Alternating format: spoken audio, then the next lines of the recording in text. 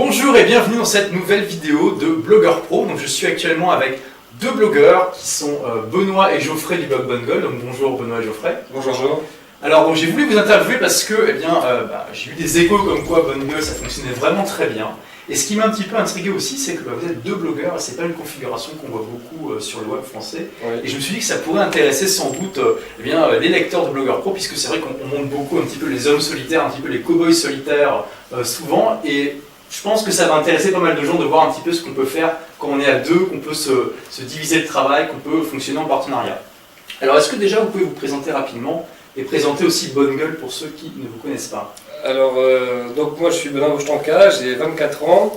Bungle, ça fait 5 ans que ça existe. Donc le premier article a été publié en 2007, en juillet 2007. Et donc à ce moment-là, j'étais déjà avec une autre personne. Hein, mais lui, il est rentré en prépa, donc pendant 4 ans quasiment, j'ai tenu le blog tout seul, vu qu'il était en prépa. Avec de temps en temps, quelques articles invités de la part des copains. Pendant ce temps, moi j'étais en école de commerce. Donc je l'ai fait en parallèle avec mes études et mon stage. Donc tu avais quel âge quand tu as démarré? J'avais 19 ans, c'est ça? Ouais, 19 ans à peu près. Ok. Ouais, exactement.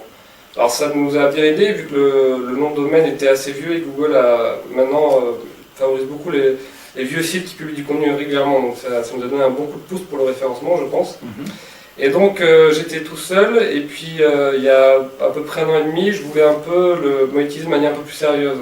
Mais on pourra discuter plus tard, j'ai toujours été anti-pub et anti-affiliation. D'accord. Et donc c'est pour ça que j'ai appelé Geoffrey, parce que moi à la base j'ai vraiment pas du tout un profil entrepreneur en fait.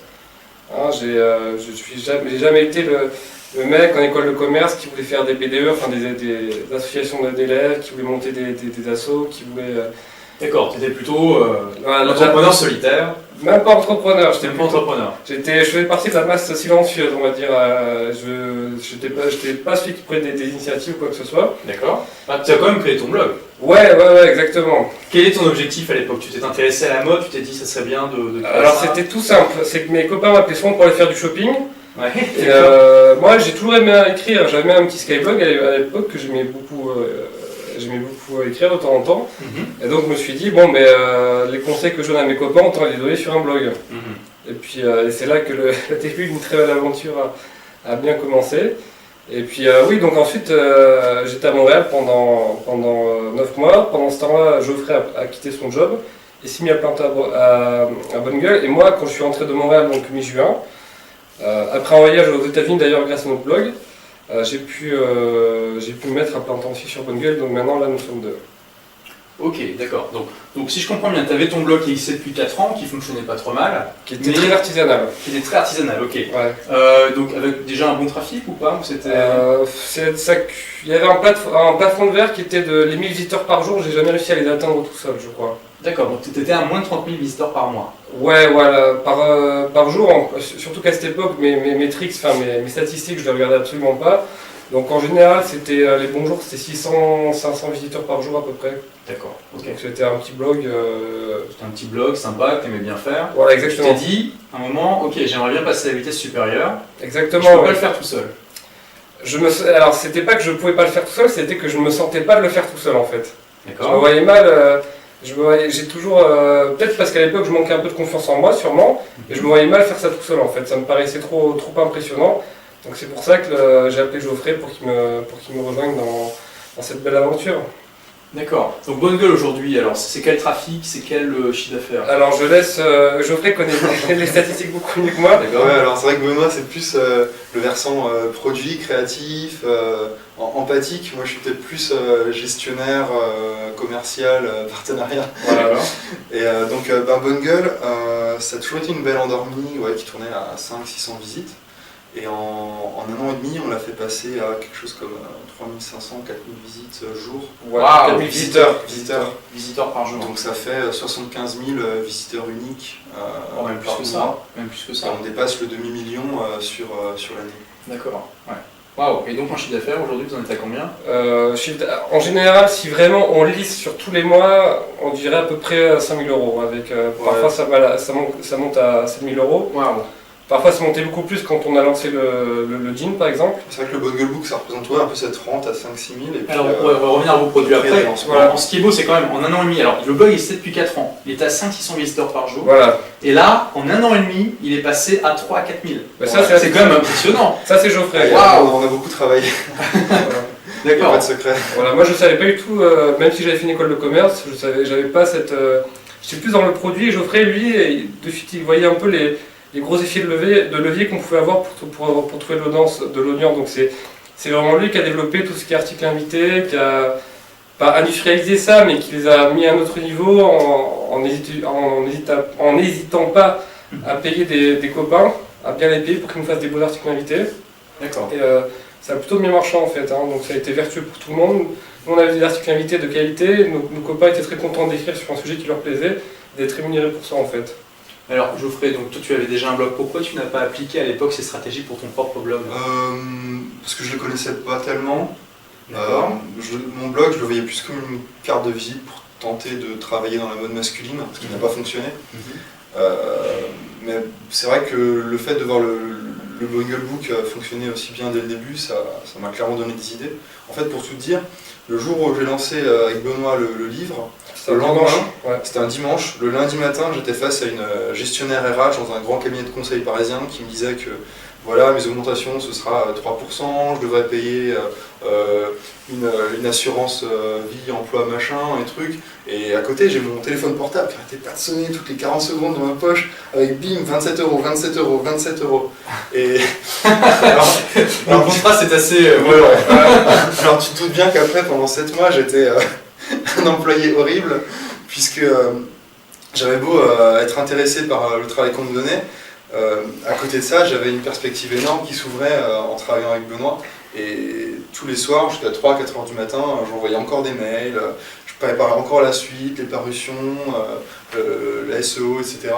Et je faisais que préparer en fait ma sortie du boulot jusqu'à ce qu'à un moment, je ne pouvais plus faire les deux. Et mon travail s'était dégradé et j'étais pas du tout fier de moi, je me sentais un peu imposteur dans mon cabinet. Et à un moment, je me suis dit, bon ben là, il n'y a pas photo, faut passer, faut faire le grand saut.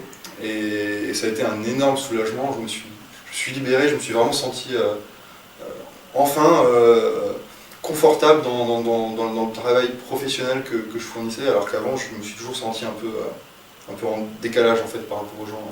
D'accord, donc maintenant tu es à temps plein sur Bungle. Ouais, à temps plein, ouais. J'ai bossé pendant 4-5 mois pour préparer l'arrivée de Benoît qui lui finissait encore ses études, vu qu'on a 2 ans de différence en termes de promotion. Et puis après, Benoît est arrivé en avril. En avril, ensuite on a eu le road trip aux USA. On a le road trip aux USA, et puis maintenant on est tous les deux à plein temps. Donc moi c'était décembre et Benoît c'était avril. Waouh, donc votre premier produit, le Bungle Book, c'est ça qui vous a lancé finalement. Ah ouais, Ouais. Vous avez fait combien de chiffre d'affaires alors sur ce lancement-là? Le lancement, c'est compliqué, moins que Laurent Breillat, ça c'est sûr. Ouais, tu dois prendre la photo donc. Ah oui. Mais plusieurs milliers d'euros donc. Ouais, je sais que les 3 jours, on a atteint la barre des 1000 € par jour à peu près pendant 3 jours. C'était. Ah. Ouais, c'était. Ben là, enfin, moi, la première réaction que j'ai eue, c'est j'aurais pas besoin de faire le job d'été, quoi. Je me rappelle aussi quand j'ai sorti mon premier produit que les commandes n'arrêtaient pas d'arriver. Ouais. Incroyable. Voilà, exactement. Ça y est, j'y suis arrivé enfin. Moi j'étais à moins 5000 €, j'avais des factures GDF que j'avais pas payées parce que j'avais payé les graphistes et tout. J'étais à moins 5000, j'étais complètement en galère, j'avais encore un emprunt et tout. Et puis moi c'était pas je voulais pas faire le job d'été, moi c'était Je vais pouvoir payer mes dettes. je vais pouvoir payer mes dettes. Ouais. Waouh, ouais, belle histoire alors. Ouais, ça va. On a eu beaucoup de chance. D'accord, donc on voit bien les complémentarités entre vous deux. Donc toi, tu es plus le côté créatif, toi plutôt le côté vente finalement, marketing, hein, c'est ça. Et toutes les stratégies donc, pour amener du trafic sur le blog. Ouais. Bravo pour la compétence, parce que quand même. Je ferai effectivement. Naturellement, je suis plus rigoureux et Benoît, naturellement, il est plus créatif. Geoffrey, il est très bon pour tout ce qui est complémentaire.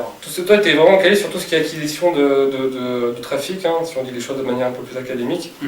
Et moi, je dirais que j'ai plus. Je ressens mieux les choses. Hein, d'un point de vue web marketing, j'ai plus la manière d'écrire les choses, de m'adresser à mes lecteurs, c'est quelque chose. Touche de magie, ouais. Voilà. Alors, qui crée le contenu aujourd'hui, les articles? Alors là, on est en pleine création de produits, ce qui fait que maintenant, c'est un peu. C'est Geoffrey et moi et pas mal d'articles invités en ce moment. Enfin, quoique, non, c'est surtout Geoffrey et moi tous les deux. D'accord, donc vous partagez la tâche au niveau de l'écriture des articles. Voilà, Ouais. puis, mais on a quand même pas mal de coups de main de la part de nos copains qui écrivent, on les remercie, qui nous écrivent de superbes articles très régulièrement, quoi. Quand on dit copains, ça inclut aussi des lecteurs qui sont devenus des copains. Voilà, qui aiment beaucoup qui nous soutiennent et qui nous écrivent des articles aussi, donc toujours de très bonne qualité. Donc là-dessus, moi je suis conscient d'avoir beaucoup de chance d'avoir un lectorat qui nous soutient autant et qui est prêt à nous faire du très beau contenu. Wow, donc vous avez en partie externalisé la création de contenu sur votre blog. Ouais, c'est un grand mot, mais le vrai contenu à valeur dans tes conseils, en fait, il est très dur à faire produire par quelqu'un. Mais c'est vrai que quand on fait par exemple des articles de test, vu qu'on a des lecteurs fidèles qui ont compris un peu la logique, ce qu'il fallait mettre et tout, ce qu'on leur propose en fait, c'est qu'ils fassent le test d'un article, d'un vêtement, d'une chaussure ou autre. Ouais, ils l'ont en cadeau, généralement. Oui, derrière ils ont le cadeau et ils s'engagent simplement de faire un bel article. On ne propose pas à tout le monde, du coup, il faut qu'il y ait des gens qui aient une certaine patte pour écrire. Ouais. Et un sérieux aussi, mais ouais, c'est un espèce de truc où tout le monde est content. Voilà, et nous, ça nous fait. C'est pour ça que maintenant, nous, on est assez réputés pour nos tests, qui sont quand même. On fait pas des articles de 300 mots, quoi. Hein. Souvent, ça monte un peu plus haut et ça nous permet d'avoir des super tests avec des lecteurs très motivés. D'accord, donc alors un partenariat dans une entreprise, ça peut avoir énormément d'avantages, mais aussi des inconvénients. Alors, dites-moi un petit peu, quels sont les avantages les avantages, on l'a bien compris. On va dire, qu'est-ce qui est difficile à travailler à deux au quotidien sur un blog? Le plus simple, c'est que les profits sont partagés par deux, ça c'est le plus visible. Ouais, c'est ça, vous devez gagner 2 fois plus d'argent. Ouais, mais tout seul. Ensuite, on peut se demander la question, enfin, sans manquer d'ambition, pourquoi gagner 2 fois plus aussi? Est-ce que finalement la qualité de vie que j'ai maintenant, est-ce qu'elle serait mieux si j'étais tout seul et que je gagnais 2 fois plus d'argent en fait? D'accord. Donc il faut aussi raisonner comme ça. C'est ça, vous partagez aussi la charge de travail. Voilà, Et puis surtout, c'est du 1 plus 1 égale 3. Parce que, tu vois, moi, tout ce qui est parfois, je sais pas moi, gérer un truc un peu trop pointu, ou trop animé le forum, enfin, il y a des tâches que j'aime pas beaucoup faire. Et il y a des tâches que Benoît il aime pas beaucoup faire non plus. Ou simplement, il y a des tâches où l'un ou l'autre, on n'est pas bon. Donc au final, on est super heureux de les déléguer à l'autre et de se concentrer sur ce pour quoi on est bon. Par exemple, je sais pas, Benoît, il va pas être trop orienté dans le côté un peu partenariat avec d'autres acteurs comme, je sais pas, l'internaute, Men's Up, qui sont sur une problématique. Par contre, moi, naturellement, avec mon passif de commercial et mon tempérament qui est plus, je sais pas comment dire, commercialement agressif, c'est quelque chose que je fais plus naturellement. D'accord. Et alors, qu'est-ce qui se passe quand vous avez des tâches que vous voulez pas faire l'un et l'autre? Et souvent, on se les refile parce que l'autre est content de les faire. Oui, mais si vous n'aimez pas tous les deux les faire. Ah, bon, on externalise, hein, c'est la vidéo, c'est l'HTML, c'est très bien, la SEO. On externalise, ou sinon on se donne un coup de main actuellement, mais oui, très rapidement on a pu trouver des personnes avec qui on pouvait externaliser. On a de très bons freelances.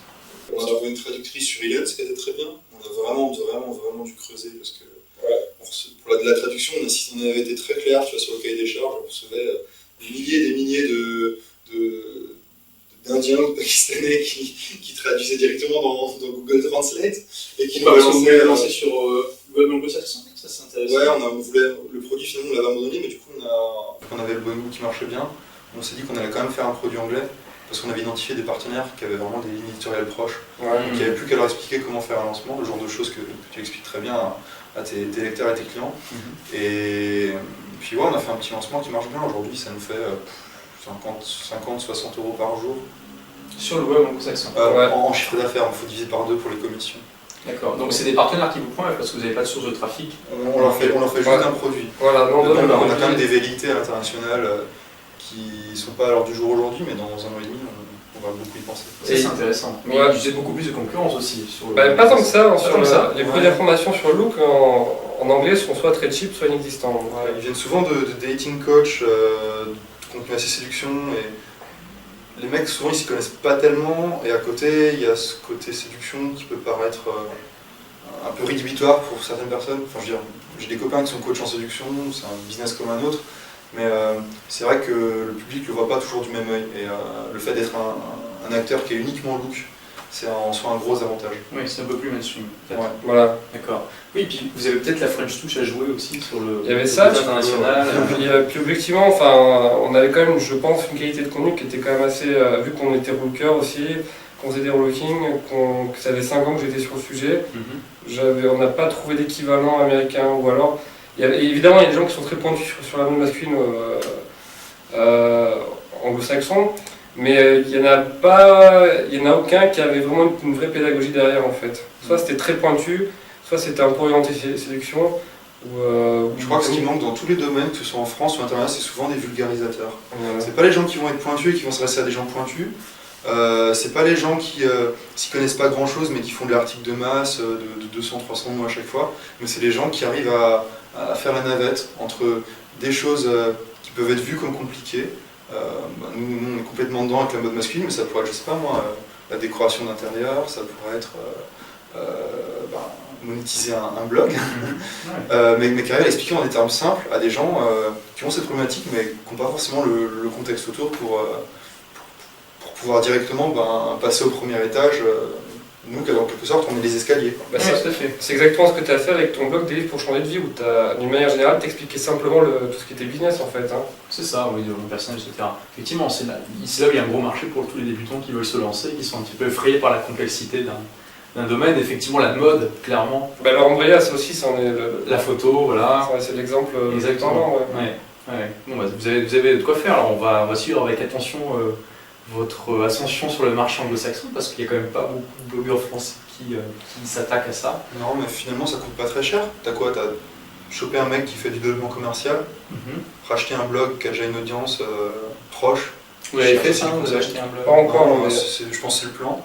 Et une fois que tu as racheté un blog et que tu trouves un bon mec pour faire la partie commerciale, c'est juste traduire un flux et le brancher, et peut-être le customiser un peu et traduire les produits, mais il y a quand même beaucoup moins de travail.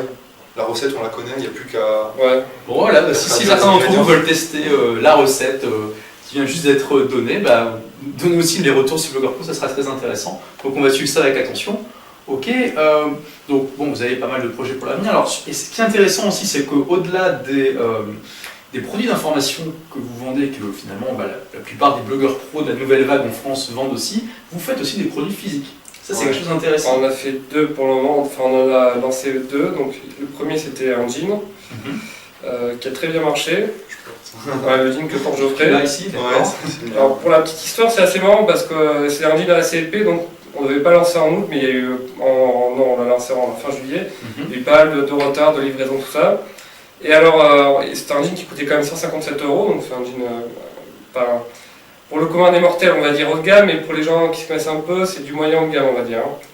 Et donc, on n'avait pas le copain qui était dans tout ce qui était e-commerce, tout ça, qui nous ont dit un jean à 157 €, si vous en vendez 75 la première semaine, vous sortez le champagne, quoi.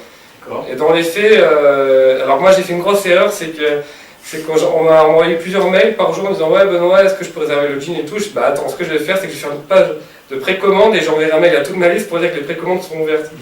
Et alors là, il y avait le gros barrage et c'est comme si vous avez enlevé une toute petite brique et d'un coup, tout qui s'est... Pourquoi il y a eu combien de précommandes? Il y a eu le stock est parti en 24 heures quoi. Waouh, il y avait combien de jeans alors? Il y avait 150 jeans. Donc tes amis de e-commerce t'ont dit 75 jeans par semaine, c'est énorme, et toi t'as fait 150. Ah non, mais le stock il était censé nous faire 2 mois quoi, 1 mois ou 2, et là les 150 nous sont partis. On a parié une bouffe, moi j'avais parié qu'il y aurait 60 jeans en une semaine qui seraient vendus. Benoît tablait sur 35. Sur 40 après. Donc là je pense que c'est extrêmement intéressant. On voit le pouvoir d'un blog qui est non seulement d'adapter du trafic évidemment et de générer une liste de prospects, mais aussi développer la relation et l'autorité avec eux. C'est les 3 piliers du triangle de la réussite dont je parle dans mon livre. Parce que voilà, une boutique e-commerce n'a pas ces piliers-là. Ils vont pas avoir cette aura auprès de leurs prospects, ils vont pas avoir cette relation qui fait que vos prospects vous aiment bien, vous apprécient. Et on voit tout de suite la différence de l'efficacité. J'arrête pas de leur dire, arrêtez vos mails que vous envoyez à vos prospects, arrêtez de les appeler des newsletters, et arrêtez d'envoyer des promotions. Mais il faut une relation humaine avec ces prospects. C'est des lecteurs, ils sont là, ils adorent ce que vous faites. Et puis surtout, j'ai l'impression que moi, il y a quand même des gens qui tiennent l'e-commerce qui sont incapables de se mettre à la place de leurs prospects, quoi, qui se disent ah ouais, le mec qui reçoit un mail où il y a écrit newsletter, il va être curieux, il va lire. Non, ça marche plus, ça, c'est fini. Dans plein de cas, en fait, le meilleur marketing, c'est de pas avoir de marketing. Parce que je pense que l'économie arrive à un stade où Il faut de il y marketing. a vachement plus de personnalisation, il y a beaucoup plus de confiance à créer, et tout ça tu le fais plus en étant tu vois, véridique, spontané, transparent, qu'en cherchant à chaque fois l'angle parfait pour parler de ton truc avec le mot. Voilà, moi j'aime bien. Bien sûr, Alors, ça je dépend. pense que c'est du marketing quand même, mais voilà, c'est du marketing de proximité, c'est plus du marketing corporate où on utilise un jargon. Plus personnel, on fait pas de marketing, mais simplement on a un marketing qui est centré sur la transparence, de la proximité. Par exemple, comme toi avec tes clients, tu réponds à tous tes mails de lecteurs, à tes commentaires. J'ai pas hésité à dire par exemple que le Gene avait du retard, que PayPal nous a bloqué notre compte, donc ça nous a entraîné plein de problèmes. Et il y a un moment, je me suis dit, bon là, soit j'essaye de tout camoufler, et au bout d'un moment ça va se savoir, ou soit je dis clairement les choses. Alors donc quand j'ai envoyé le mail, j'étais pas serein parce que je disais, bon écoutez, je suis désolé, on va pas pouvoir livrer en temps en heure parce que PayPal nous a bloqué notre compte, ce qui entraînait ce qui fait qu'on ne peut pas payer le livreur, tout ça, enfin c'était un peu compliqué. Pendant ce temps, la livraison automatique des e-books se faisait même plus parce que ça avait bloqué les API. Alors, en gros, on avait le service client engorgé. Vous avez tellement gagné d'argent que PayPal a bloqué votre compte. Ah oui, Et ça aussi, du coup, vous bloquez les ventes de votre e-book. Enfin, la livraison, ça bloquait la livraison du jean vu qu'on ne voulait pas payer le transporteur. En gros, notre business il était frisé, quoi. On ne pouvait rien faire. Tout et était alors, gelé. Donc vous avez communiqué auprès de vos prospects et clients en leur expliquant exactement ce qui se passait. Et alors en fait j'ai reçu des mails de remerciements. Ils m'ont dit mais Benoît, mais merci de nous tenir informés, c'est vraiment rare et tout. Me prendre pour des gogos, quoi. Voilà, j'apprécie vraiment que tu sois honnête là-dessus et là j'ai reçu une belle leçon. Je me suis dit mais...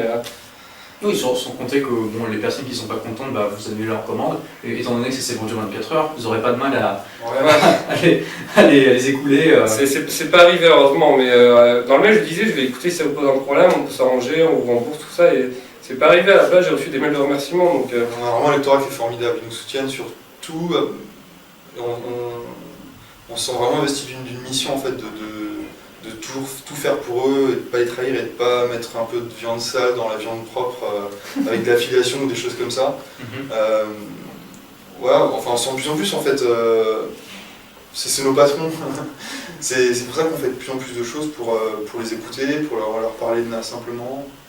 Mais ça effectivement comme tu as dit, c'est la puissance d'une liste d'une liste ça c'est une liste de personnes. Une liste de personnes qui nous soutiennent, qui croient en nous, qui aiment ce qu'on fait et qui sont bien déterminés à nous soutenir jusqu'au bout, quoi. Voilà, vous avez dans cette étude de cas un résumé de tous les avantages qu'un blog apporte par rapport à un site e-commerce ou à tous les sites de vente finalement qu'on trouve sur internet. Et puis, puis pour le t-shirt c'était pareil, le t-shirt il y avait 150 vous avez fait un t-shirts. t-shirt aussi. Alors là ils sont partis en moins de 12 heures. Il va falloir augmenter votre volume là les gars, parce que vous n'arrivez pas à suivre au niveau de la demande. Le problème qu'on a, c'est qu'en fait on utilise des boutons de PayPal, et du coup en fait l'actualisation du stock se fait pas en temps réel. Et quand tu es sur une vente flash en fait avec un barrage qui s'ouvre d'un coup, et c'est très dur d'arrêter de supprimer le bouton PayPal au bon moment. Du coup tu te retrouves vous avez eu trop de commandes alors. Vous avez dû rembourser alors les. À chaque fois une vingtaine de personnes. Et c'est pour ça qu'on prépare une infrastructure de lancement de produits un peu plus professionnelle, qui met mieux en valeur le produit, qui permet mieux de gérer les stocks, qui permet de réserver aussi. Parce que ça, bon, en tout cas, ça montre que quand on est blogueur, on peut aussi vendre des produits physiques et que ça fonctionne. À condition évidemment que ça soit en relation avec pas si compliqué. le sujet de notre blog. Mais il faut passer par des erreurs. Mais le blog, oui, il y a clairement des synergies qui peuvent être colossales pour un propriétaire de e-commerce, mais ça ne serait pas le comprendre.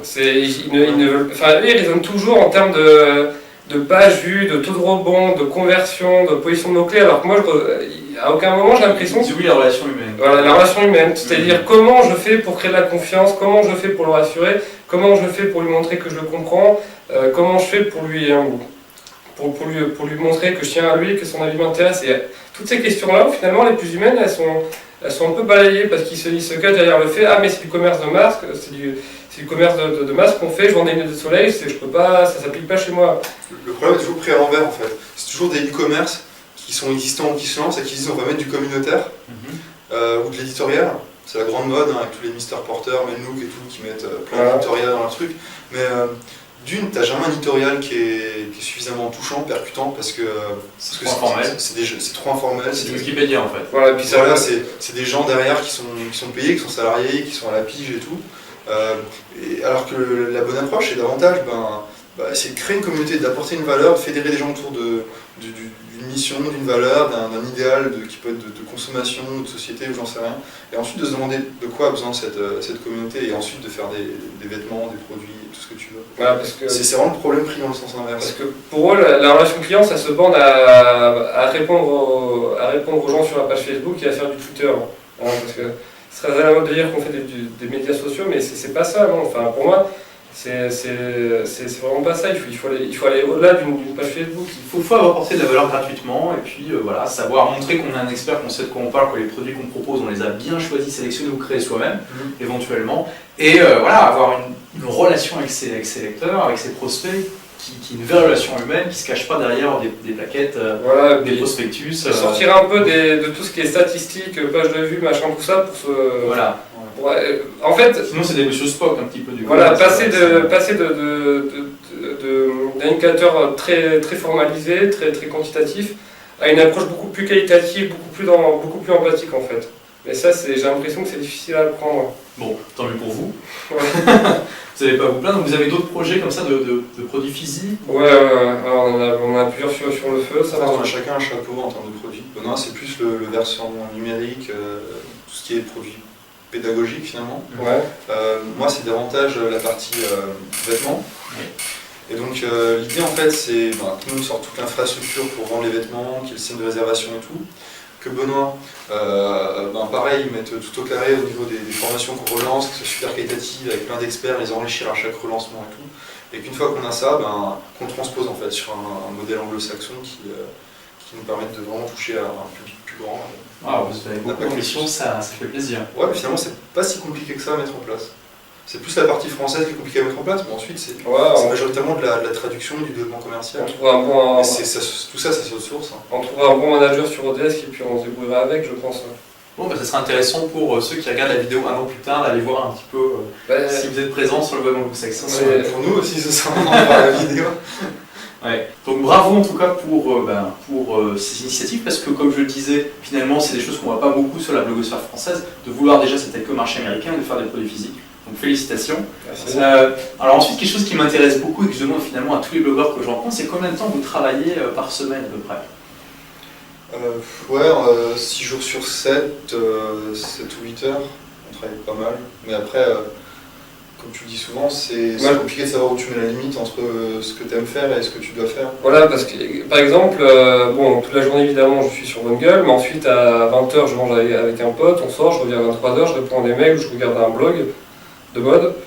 Finalement, est-ce que je travaille après 23h ou pas? Enfin, est-ce que c'est considéré comme du travail? Donc c'est un peu compliqué. Donc moi vraiment c'est une question à laquelle je suis pas capable de répondre. C'est sûr, on n'est pas en mode semaine de 4 heures, ça c'est sûr. D'accord. Mais alors, est-ce que vous faites partie des entrepreneurs surmenés qui travaillent 70 heures par semaine? Non, quand même non, clairement non. Quand même beaucoup.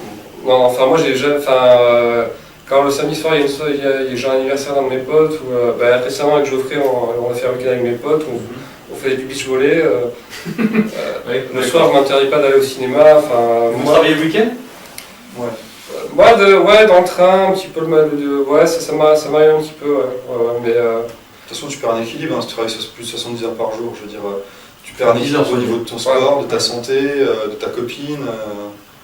Je veux dire, c'est des vases communicants, si à un moment tu n'es pas heureux dans un aspect de ta vie, ça va forcément à un moment te un gros burn sur ta capacité à développer ton Et business. puis, moi, vu que quand même j'ai toujours besoin d'être très créatif, quand je suis trop de la tête dans le guidon, je peux plus, j'ai plus d'idées, j'ai plus de créativité, donc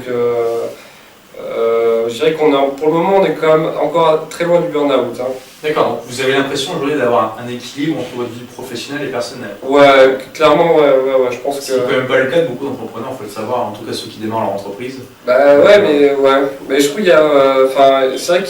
Mais eux c'est différent parce qu'ils ont une énorme pression, parce que les entreprises classiques c'est des investisseurs, c'est des machins, donc ils ont levé je sais pas combien de milliers d'euros, alors que nous on était rentable dès le deuxième jour, et ce qui fait que... Et ça vous a pas demandé beaucoup d'argent pour démarrer ça? Exactement. Ouais, il y a un petit risque.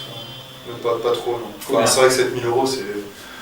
Alors, 7 000 euros, c'est beaucoup et négligeable. Pour le graphisme, Alors, on a eu 2500 euros. Mois de chômage chacun. On a eu 2000... Alors moi j'étais en stage, mais effectivement au niveau de... c'était plus ou moins pareil. Donc au niveau du graphisme, ça nous a coûté 2500 € pour la mise en page de l'e-book parce que je voulais vraiment un beau produit, quoi. Je voulais pas qu'ils se disent Benoît il s'est pas embêté, il a juste pris un fichier Word qu'il a exporté en PDF. Ça c'était exactement ce que je voulais pas. Donc on a eu un très très beau graphisme comme j'en parlais tout à l'heure. Et on a eu 500 € pour la customisation de la page de vente qu'on a refait complètement à zéro quelques mois plus tard. Ah bon, d'accord. Mais après, il y a des coûts qui se rajoutent, quoi. Ouais, je sais. Vous n'avez pas hésité à investir en tout cas pour avoir un beau produit Voilà. et voilà, continuer à donner de la qualité à vos lecteurs qui étaient habitués à ça. Voilà, c'était surtout pour Geoffrey quand même qui a pas mal investi, qui a pas mal avancé d'argent. Et qui Je travaillait, donc. Tout est moins 5000 € au moment des ventes, donc tu as dû être content quand même. Ah ouais, quand j'ai tout qui est tombé d'un coup, impôt, gaz, graphisme et tout le bordel. Bon, alors ça a calmé. c'est une stratégie c'est une stratégie qui tout à fait effectivement intelligente dans le sens où il faut quand même pas décevoir ses clients. Après, je pense qu'on peut aussi démarrer avec un petit produit Oui. sans mettre trop d'investissement. Tout à fait. Vous avez préféré investir dans des beaux graphismes, pourquoi pas. Mais je pense que vous auriez pu démarrer l'e-book peut-être moins cher d'ailleurs. Peut-être à 19 € par exemple, je sais pas. Hein. Voilà, alors oui, pendant le lancement il était à 19 €, mais pour les blogueurs débutants, oui, qui n'ont jamais fait de produit, je ne conseille pas de claquer 2500 € dans du graphisme. Mais vous étiez sûr de votre coût, il y avait la demande. je l'avais bien testé. On s'attendait quand même à avoir du bon répondant. Voilà, je me disais, bon, ça au moins, dans le pire des cas, on gagnera rien. Mais ça m'étonnerait beaucoup qu'on perde. Je pensais pas. Pour moi, le fait de perdre de l'argent n'était pas concevable. Au vu de l'audience qu'on avait, il aurait vraiment fallu qu'on fasse une grosse heure pour qu'on gagne moins de 2500 €. 3-4 000 visites par jour, effectivement, c'est. Voilà, on était plutôt confiants quand même. Et puis, C'est vrai que c'est. notre graphiste était très cool vu qu'il nous a quand même accordé pas mal de facilité de paiement, donc merci à lui. Voilà, le message est passé. Donc, alors, avoir son entreprise qui est entièrement gérable sur Internet, ça permet aussi de voyager. Est-ce que vous en profitez un petit peu? Ouais, moi j'étais à Montréal. Alors, par rapport à ça, effectivement, il y a toujours un peu ce mythe, oui, le business tient sur Internet, donc vous pouvez voyager. Mais bon, Geoffrey reviendra là-dessus parce qu'il a plus creusé la question que moi. Mais oui, clairement, moi j'étais à Montréal, je pouvais gérer plus ou moins ça en dehors avec mon temps libre. On a pu partir un mois aux États-Unis. Donc, oui, le retour, vous avez parlé rapidement Voilà, tout à l'heure. on a mis en scène sur le blog. Et puis, Geoffrey partir en Thaïlande cet été.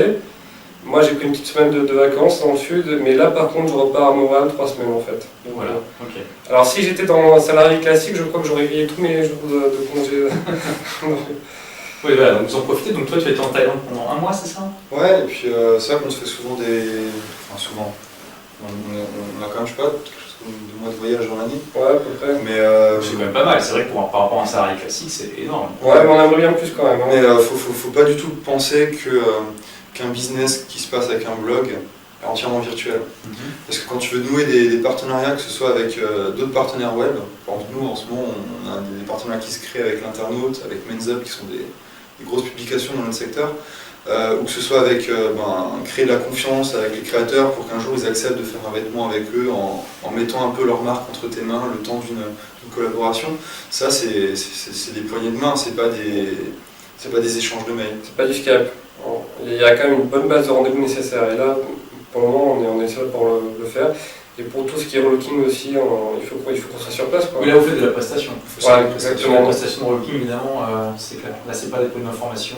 Non. Pareil, peut-être pour gérer les produits physiques, il faut peut-être être plus. Oui, voilà. Mais enfin, on va pas se mentir, on a quand même une qualité de vie, je pense, qui nous Qui est enviable. Voilà, Pour beaucoup de personnes. qui est enviable. Enfin, moi, je suis pas, quand on part au week-end avec mes potes, c'est clairement pas moi qui va dire ah non, mais attendez, moi je sors du bureau à telle heure, donc je suis obligé de prendre mon train à telle heure, donc on pourra pas partir avant telle heure. Enfin, moi là-dessus, je suis toujours celui qui est très souple par rapport à ça. Donc c'est plutôt, enfin, on se plaint pas là-dessus. D'accord. Alors, pour donner un petit peu mon expérience personnelle sur les partenariats, au début, quand j'ai commencé à sortir ma première formation à Gérer et Réussir, tous les partenariats, ou presque tous les partenaires qui ont promu la formation, je les avais uniquement contactés par email. Mais la plupart, ensuite, je les ai rencontrés à un moment ou à un autre. Donc, je ne dirais pas que c'est indispensable pour démarrer une collaboration. Ça dépend évidemment de la complexité du partenariat, voilà. ça c'est clair. Mais de toute façon, une rencontre, ça vaut des milliers de mails, il n'y a pas de problème. Et à un moment ou à un autre, il faut rencontrer les personnes, déjà parce que c'est plaisant, ça fait partie de l'aventure humaine. Exactement. Et puis voilà, c'est vrai que ça renforce les liens, il n'y a rien de tel que de vraiment rencontrer quelqu'un en vrai. C'est les limites du web finalement. Et d'ailleurs, c'est pareil pour les clients. Je ne sais pas si vous avez déjà fait une rencontre. Moi, j'ai organisé une rencontre récemment avec les clients de Blogueur Pro. Toi, tu étais là. Et c'est vrai que c'était quand même très plaisant de pouvoir voir en vrai des personnes avec qui tu échanges parfois depuis des mois. Ouais, et puis ils en ont besoin aussi. Voilà, ils en ont besoin, ça leur fait plaisir, ils se sentent moins isolés parce que c'est vrai, quand on suit des formations à distance, qu'on achète un livre numérique, ou même si on a un forum, on reste quand même physiquement tout seul derrière son ordinateur. Ouais. Donc rencontrer un petit peu des collègues, ça fait toujours plaisir. Donc c'est vrai qu'il ne faut pas négliger cet aspect rencontre qui est aussi important. Voilà, mais bon, il n'est pas non plus, il ne faut pas se dire que c'est absolument indispensable pour démarrer. Oui, surtout pour un modèle de produit d'information pure, les affiliés on peut les trouver par internet, ça pose aucun problème. Mais nous, avec des produits physiques à gérer, avec des prestations à donner, avec pas mal de rendez-vous pour des gros acteurs, il y a un moment où quand on veut changer d'échelle, il faut clairement être là. D'ailleurs, si tu es à Paris pour 3 mois, c'est aussi un peu plus C'est aussi pour ça, effectivement. Donc là, on est dans mon appartement parisien, pour ceux qui se demandent d'ailleurs. Et effectivement, c'est vrai que j'ai beaucoup profité, déjà ça fait un mois que je suis là, pour rencontrer des tas de personnes, dont vous, voilà. Et c'est vrai que c'est quand même très agréable de rencontrer des personnes avec qui on est en contact parfois depuis même des années et que je n'avais jamais rencontré. Ouais, exactement. On le dit depuis un moment. Voilà. Ok, bon, je pense qu'on a eu un bon aperçu de votre blog, de votre business. Je pense que ça a donné pas mal d'idées, enfin je l'espère, aux personnes qui ont regardé la vidéo jusqu'au bout. Bravo, félicitations pour votre motivation. Alors pour terminer, est-ce que vous avez des conseils à donner pour les blogueurs qui veulent se lancer pour les débutants? Oui, moi j'en ai quelques-uns. Alors vas-y. Alors la première chose qui moi me semble importante, c'est vraiment voir les choses de manière très légère. C'est-à-dire vraiment fonctionner par itération successive, c'est-à-dire commencer très léger un blog, un thème simple de base, mais perdez pas du temps à faire des schémas sur vos cahiers en disant bon, il faut que le menu du haut il soit là, non. Publiez les articles et après vous faites le design. Et surtout réfléchir à ce que c'est que de la qualité, du contenu de qualité pour vos lecteurs, ça c'est fondamental, quoi. Savoir qu'est-ce que mes lecteurs veulent, pour eux c'est quoi du contenu de qualité, c'est vraiment très important. Et vraiment se dire, mettre l'accent sur la relation et se concentrer sur l'essentiel dès le début, ne pas perdre du temps sur le design, mais dès le début, installer un Weber, préparer sa séquence de mail, préparer des articles coup de poing. Et à la limite, le design, c'est pas important, la technique, c'est pas ce qui est le plus important, mais ne pas perdre du temps sur des choses qui sont vraiment pas essentielles. Et ça c'est voilà, c'est le 20-80. Exactement. Focaliser sur les 20% qui apportent 80%. Bon, c'est très petit, et je conseille, alors je sais que toi tu conseilles à tes élèves de suite lancer une formation abonnement. Non, pas forcément. Enfin, il faut d'abord créer le trafic et les deux autres piliers en relation et autorité. Voilà, alors moi je conseille plus de commencer par un petit produit, un petit bout. Ah oui, par contre, effectivement, je recommande pour la monétisation, une fois que tout est mûr, le blog, la liste, etc., de lancer en premier, si possible, une formation. Bon, on peut aussi effectivement démarrer par un produit plus petit qui permet d'avoir de l'expérience. Voilà, qui permet surtout d'être un peu plus motivé, parce que moi, qu'on a gagné sur un lancement, dans le pire des cas, on a gagné 400, 500, 600 euros. Et puis ça nous motive, on dit bon, ben voilà, c'est... Non, c'est vrai que les premières dizaines d'euros ou les premières centaines d'euros gagnés, c'est déjà une super motivation. Dans ce compte Covid, c'est vrai. Voilà, on a gagné de l'argent sur internet avec son blog, c'est... Voilà, sachant qu'il y a des marketeurs, de très bons marketeurs américains qui vendent des formations par mail assez chères, de très bonne qualité. Donc vraiment, je pense que si vous avez peur un peu de vous lancer dans la bonne grosse formation, abonnement mensuel, il y a des tas de possibilités qui existent, des formations audio, et vraiment partir sur un petit produit pour garder la motivation et ne pas avoir peur à réinvestir tout ce qu'on va gagner dans des choses à externaliser. Hein. Vraiment, tout ce qui est SEO, tout ça, il faut clairement externaliser, quoi.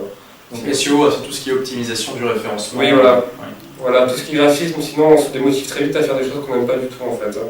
Donc vraiment, ne pas hésiter à réinvestir ses revenus et aussi à se faire plaisir avec, hein, parce que c'est important. Savoir célébrer. Voilà, savoir célébrer ce qui paradoxalement est le plus difficile à faire. Hein. Super, je pense que c'est d'excellents conseils. Est-ce que tu en as ajouté? Ouais, j'en ai deux en tête. Le premier, faut pas se leurrer, c'est du travail, c'est beaucoup de travail. No pain, no gain, si on transpire pas un peu, on n'a pas grand chose. Alors, à côté de ça, vous avez quand même démarré en ayant quelque chose à côté.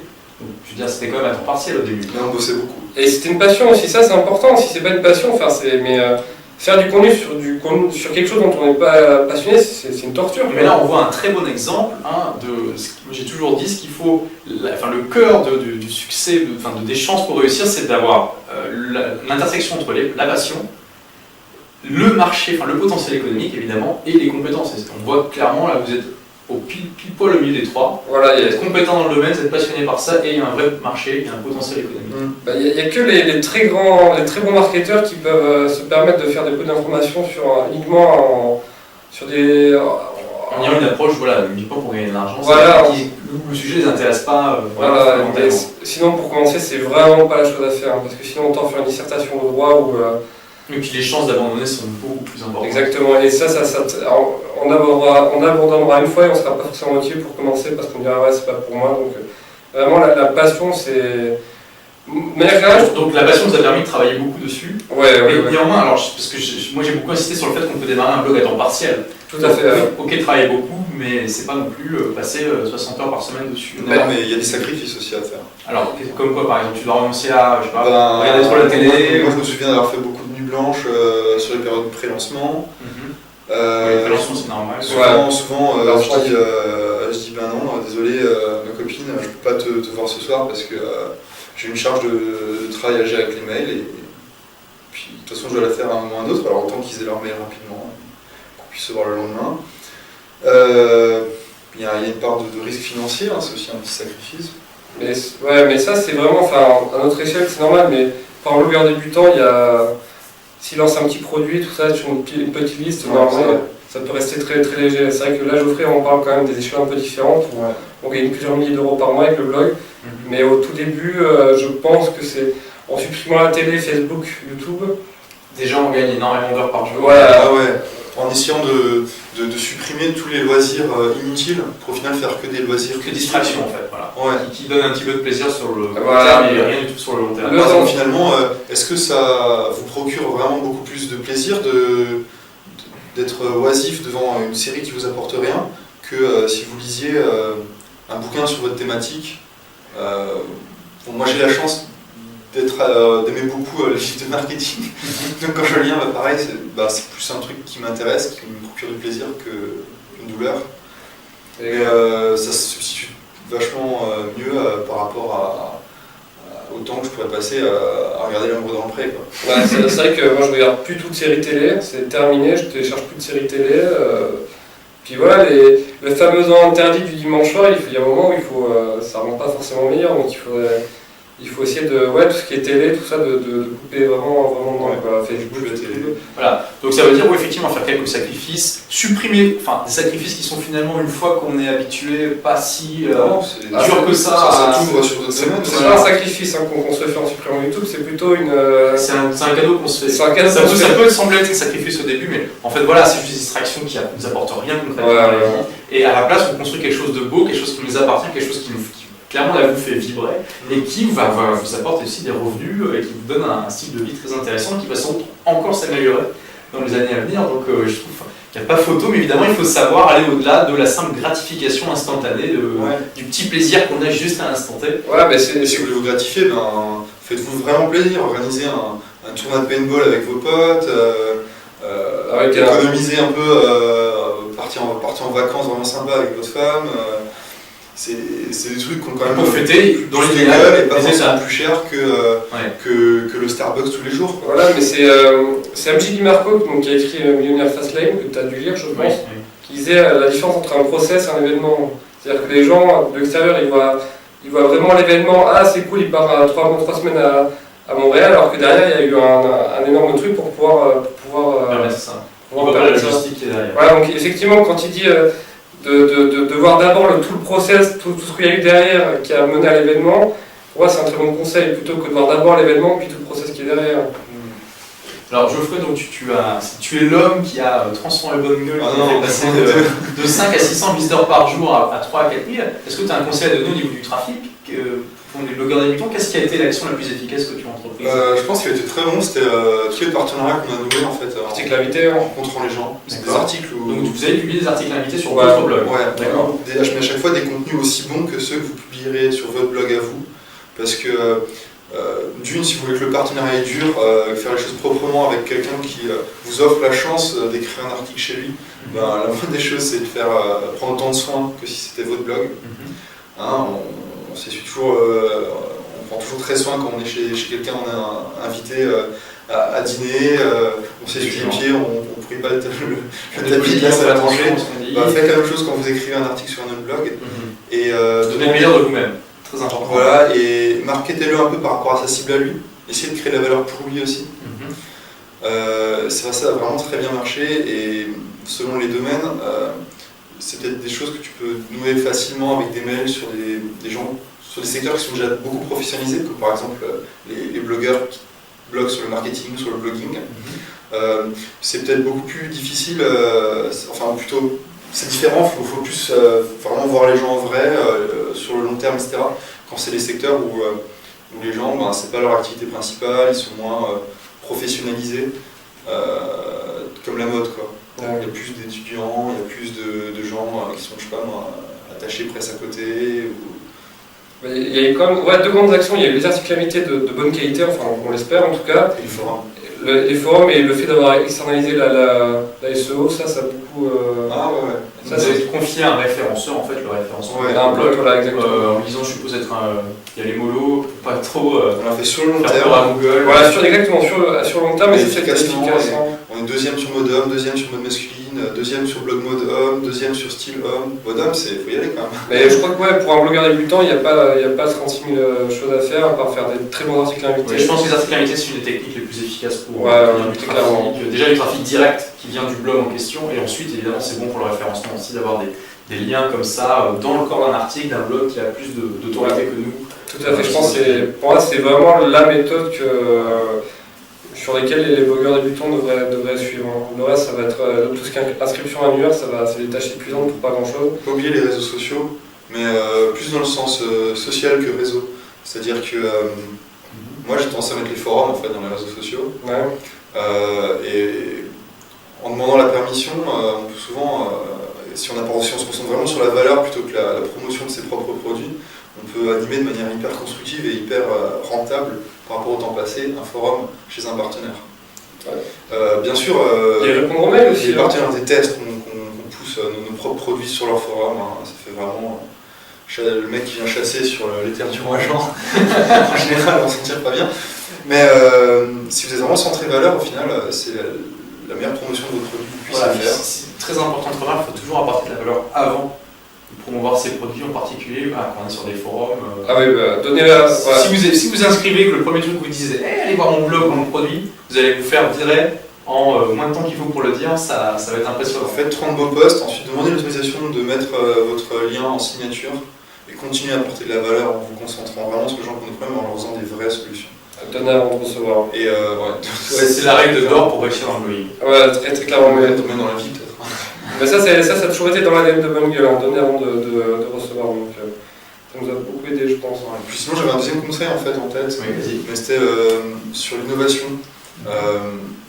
Moi, au début, quand j'ai commencé, j'avais tendance à être un peu anxieux en regardant un peu ce qui se faisait à droite à gauche sur les autres blogs de la catégorie, de voir qui se montait, qui se développait, etc. Et avec le recul, c'est pas utile. Parce qu'en fait, à trop regarder de côté, tu n'en vois pas ce qu'il y a devant, on perd sa vraie vision à long terme. Visionnaire, c'est un grand mot, mais je pense qu'il faut vraiment savoir ce qu'on veut dans 5 ans, qu'est-ce qui nous rendrait fiers et qu'est-ce qui apporte vraiment de la valeur concrète à mes lecteurs, pas que de la valeur perçue, mais de la valeur concrète. Et quitte à parfois aller dans le sens inverse de ce que veulent certaines parties du lectorat, mais imposer sa vision si on pense que c'est la bonne pour les gens. Et tout ça, en fait, on le perd totalement si on se concentre à épier ce que fait le concurrent et à copier. Voilà. Et non seulement on se limite à de la copie, donc on n'innove plus, on tue son innovation, mais en plus, vous perdez, on a aussi une longueur de retard en copiant le concurrent, le temps d'adapter ce que lui met en place. Ouais. Je parle vraiment d'être uniquement suiveur, c'est la meilleure position que vous puissiez être, c'est le numéro 2. C'est un peu triste de se borner à ça. Ouais, le standard, ça doit vraiment être les attentes du client, pas la concurrence en fait. Ok, bon bah, voilà, super conseil qui conclut bien cette interview. Je pense qu'il y a eu énormément de bons contenus pour tous ceux qui s'intéressent au blogging professionnel. Donc merci d'avoir accepté Merci cette à toi. interview. Et puis donc bah, à bientôt pour la suite des aventures. On va suivre avec attention déjà votre réussite sur le web anglo-saxon. Merci. À bientôt. Merci Olivier. Merci, au revoir.